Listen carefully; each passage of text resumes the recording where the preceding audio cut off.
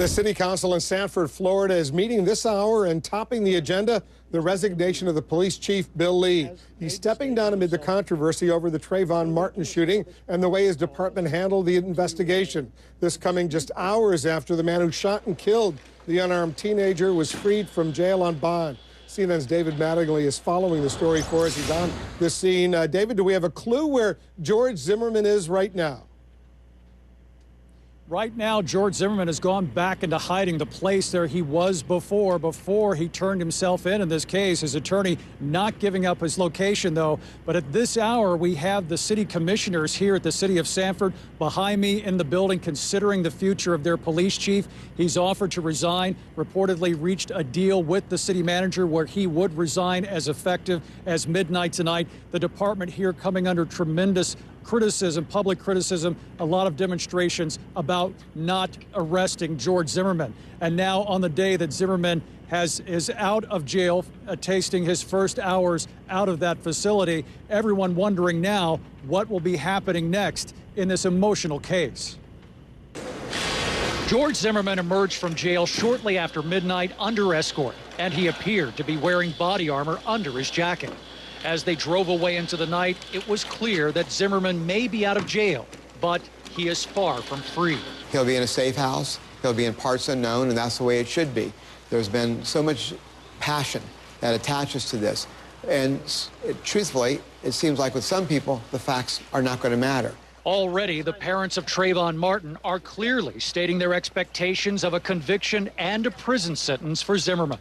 A statement from their attorney reads, "It is their hope that his freedom is only temporary because the pain he has caused to their family is permanent. And they are trying to have faith in the system." For a case that is supposed to take months, not weeks, to complete, the city of Sanford is already anticipating the emotional fallout and possible impacts on the fragile peace officials are trying to build on. Certainly in the past, we've seen situations where the public was not pleased with the judiciary system and what a decision was made by a jury, and there have been some demonstrations. We were hoping that, as we have seen in the past, that people will be peaceful regardless of the outcome of the trial.